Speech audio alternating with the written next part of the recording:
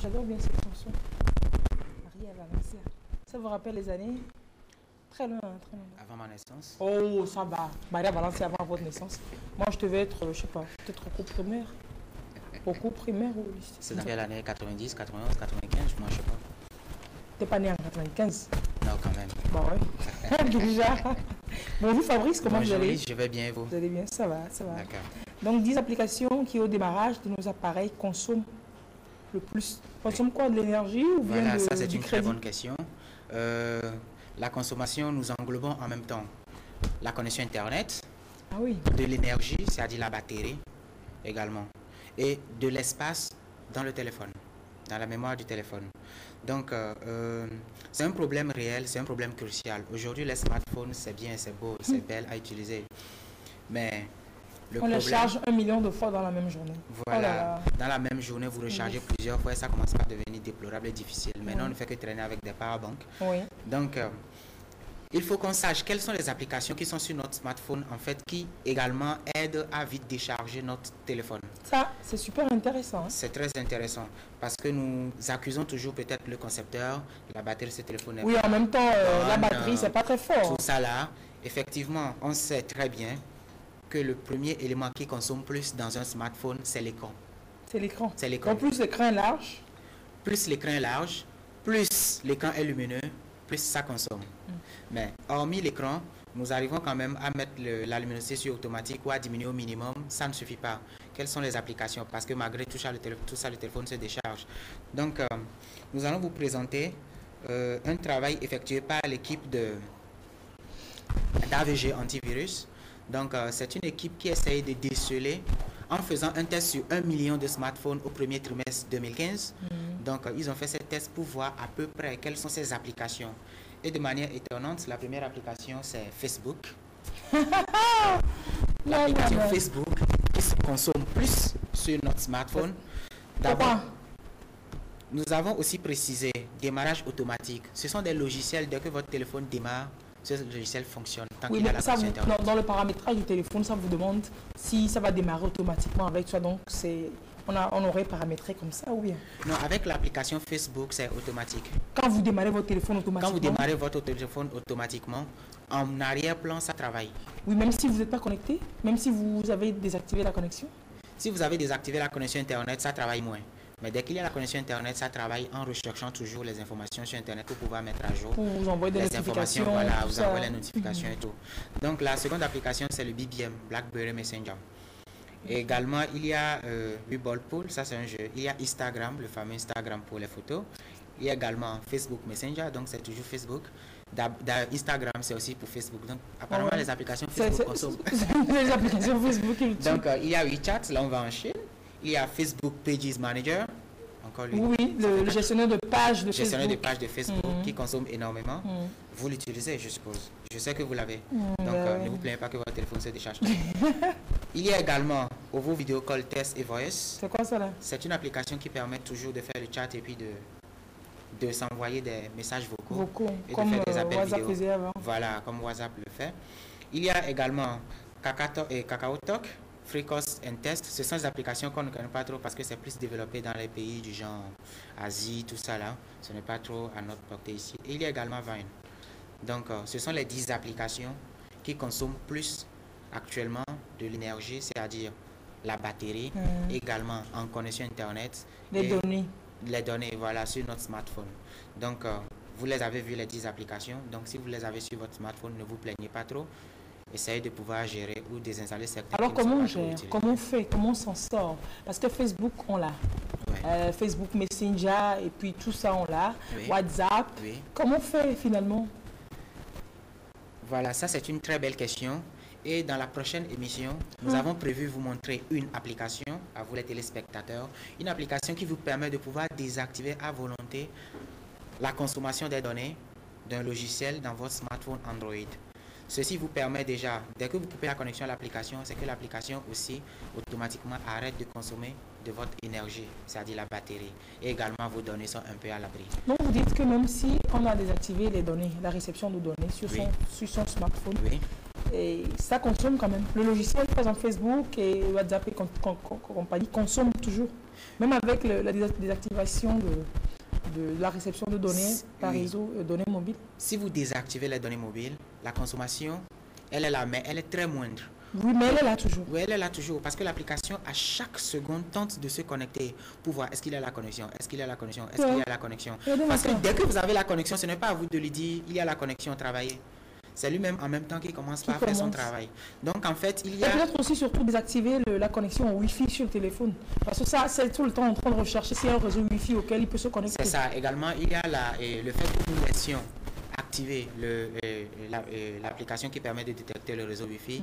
Ça consomme également notre énergie. Mais très bientôt, nous allons vous présenter ici un nouvel appareil qui va bientôt sortir, le Power Wi-Fi. C'est un appareil qui vous permet de recharger votre smartphone lorsque vous êtes connecté au réseau Wi-Fi. C'est bientôt finalisé par une équipe américaine. Donc, attendez là. On ne va pas connecter ça à un réseau électrique. Dès que votre téléphone est connecté à un réseau Wi-Fi, vous chargez votre téléphone. Le téléphone se recharge. Actuellement, ça se décharge. Mais avec ce Power Wi-Fi, avec une modification sur le routeur Wi-Fi que nous aurons bientôt, vous pourriez vous connecter au réseau Wi-Fi et en travaillant, votre téléphone carrément se recharge. C'est un très bon moyen pour pouvoir recharger son téléphone parce qu'on est quasiment tout le temps connecté au réseau Wi-Fi. Alors aujourd'hui, si on doit garder une astuce avant l'émission prochaine que dans 2 semaines, oui. Pour consommer moins, pour sauver un peu la batterie de son téléphone, qu'est-ce que vous nous conseillez? Nous vous conseillons premièrement désactiver de grâce les données mobiles si vous n'en avez pas besoin. Aujourd'hui, tout le monde le fait parce que les connexions Internet maintenant c'est aux données. On paie ça au volume. Ce n'est plus illimité. Donc, systématiquement désactiver. C'est ça. C'est la première façon de pouvoir sauvegarder de l'énergie. Mais en même temps, on n'a pas WhatsApp et compagnie. Oui, si vous désactivez, vous êtes hors connexion. Mais ça sauve votre batterie. Mais si on doit garder ça et que pour WhatsApp, qu'est-ce qu'on doit faire? Il faut qu'on désactive les autres logiciels ou comment faire? Ça veut dire, au cas où vous allez toujours laisser les données, utilisez moins d'applications.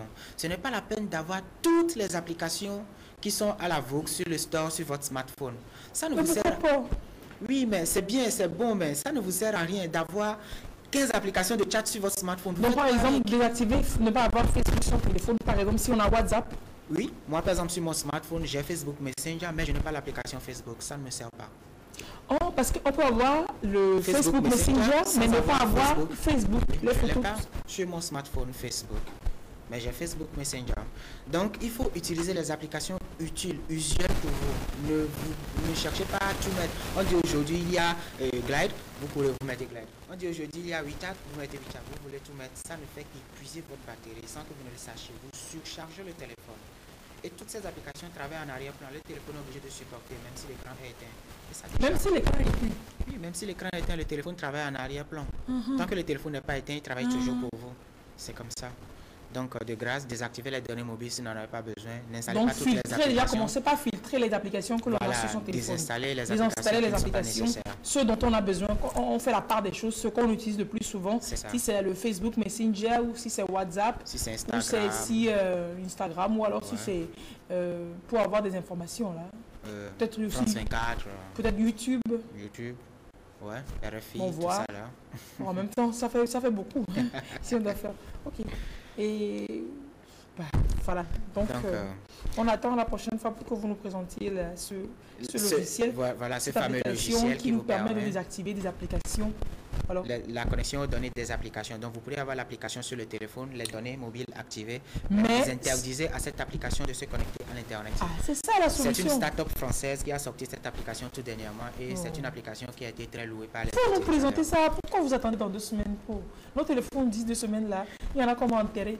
Par contre, par la suite, nous voudrions juste vous montrer un petit flash. Un petit flash vidéo 360 degrés. C'est quelque chose qui commence par sortir un peu maintenant. Les gens se demandent c'est quoi une vidéo 360 degrés. 360 degrés, prenons une sphère. Imaginez une vidéo où on peut tout voir ici. Le haut, le bas, la gauche, la droite, là. Une vidéo. Une vidéo? Oui, une vidéo. Vous regardez les films, vous regardez les vidéos. Oui. C'est toujours plat. Oui. Maintenant, imaginez une vidéo où vous regardez l'acteur et vous pourrez en même temps regarder derrière l'acteur, au-dessus de l'acteur, au-dessous de l'acteur, dans tous les angles. On a dit, comme une bonne ivoirienne qui veut faire papato là. Dis-moi.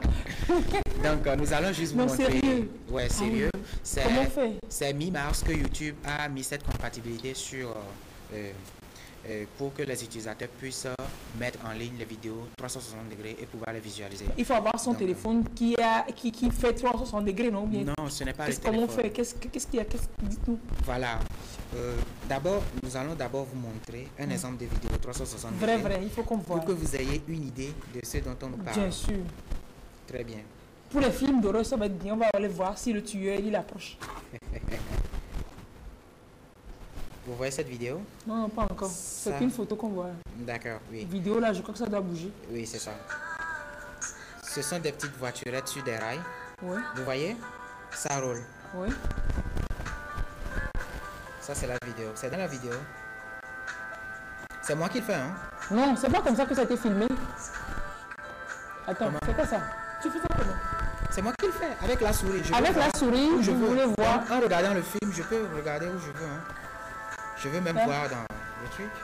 Je peux regarder devant. Donc vous laissez comme ça. Vous tournez. Regardez toujours le paysage. C'est comme si vous vous promenez, quoi. Voilà, c'est comme si vous vous promenez.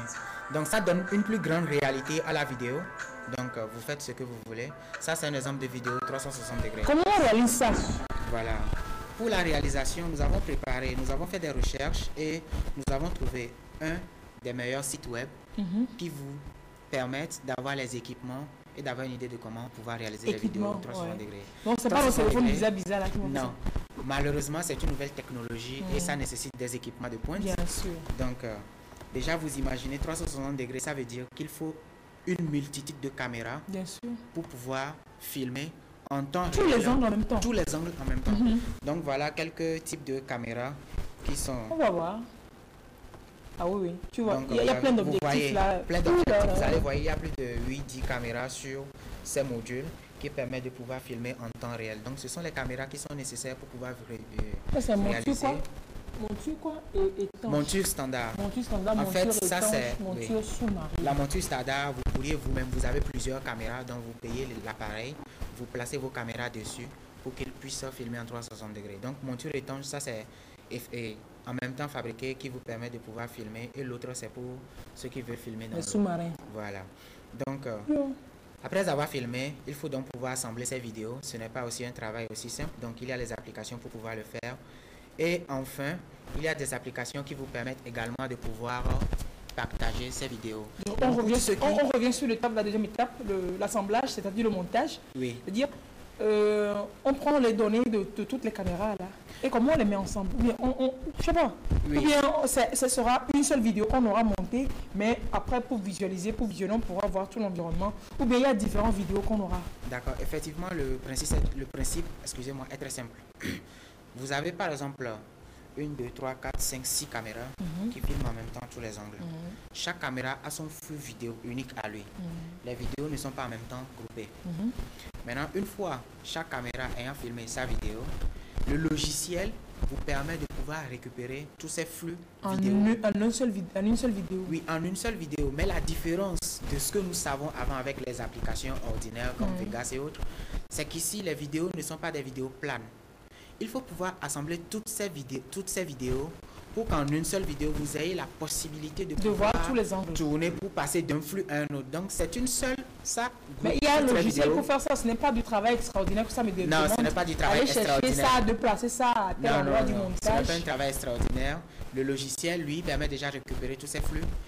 Il superpose toutes les vidéos, pas en un seul comme on le fait d'habitude, mais il essaie de coller tous les angles pour que si vous passez d'un flux vidéo, tous les angles, c'est mieux. Voilà, si vous passez d'un flux vidéo à un autre flux vidéo, vous ne remarquez on ne sent même pas qu'on est passé d'une caméra à l'autre. Voilà, en réalité, vous passez d'une caméra filmée à une autre. Mais vous ne le remarquez pas. Vous passez tout simplement de caméra à caméra, mais tout ça en un seul flux vidéo. Tu voulais dire caméra? C'est là où c'est intéressant. Et donc, il y a aussi des portails pour pouvoir partager ces vidéos. Donc, ça, c'est le travail que nous... J'attends patiemment les réalisateurs togolais qui vont commencer par faire des documentaires en 3D et qu'on va voir sur YouTube. Ça sera génial. Il faut déjà commencer par acquérir le matériel pour. Voilà. Il faut commencer par acquérir. le matériel pour faire ça. Ok, super. Ça. On ira sur Internet. Pour finir, voilà, vous allez voir un carnaval qui a été également filmé en 3D. En 3D. On va finir avec ça. C'est très joli. Hein. Super. Vous voyez, je peux même voir. Attendez, on ne voit pas encore. Hein. Je peux même voir l'artiste. Hein. C'est bon, c'est bon, c'est bon. Oui, c'est bon. Je peux voir l'artiste. On ne voit pas encore. Je peux voir tout le monde. Enlevez votre bras. Voilà, super. Maintenant, on va voir les autres. On va voir d'autres choses. On va voir le public. On va voir l'artiste. Le public est là. Ils sont dans un navire. Ouais.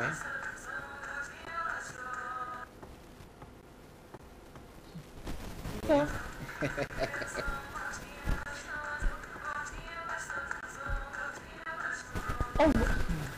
Avec cette caméra, vous savez, ce à quoi je pense, les détectives seront encore très heureux. Je te jure. Avant, on se demande, la caméra n'a filmé que le casque de la personne. Maintenant, la caméra même va filmer vos orteils. C'est-à-dire, le pistage va être plus précis, quoi. Ouais, vraiment. Mais vraiment, tu ne places pas ça. Bon, tu places ça dans les années de toutes les villes et puis les malfrats seront tous démasqués. Ah ouais. Donc voilà, vidéo 360 degrés, ne soyez plus étonnés si vous voyez ça sur le web, vidéo 360 degrés. Seulement nos lecteurs ordinaires VLC, Windows Media Player, tout ça, ne pourront pas les lire pour le moment. Bon, on pourra télécharger d'autres logiciels sur. Mais merci Fabrice. Merci Lise. Merci et très belle journée. Très belle journée à vous aussi. Merci. Belle journée aux téléspectateurs. Coucou à tout le monde au revoir. Coucou à tout le monde. Bon, il y avait un nom qui devait sortir, c'est ça? Coucou à Josiane Haïté. Et terminé, il a dit coucou à tout le monde. J'avais qu'il y avait un nom, pourquoi? Et puis il a dit tout le monde. Est-ce que Lise va vouloir que je dise Josiane Haïté?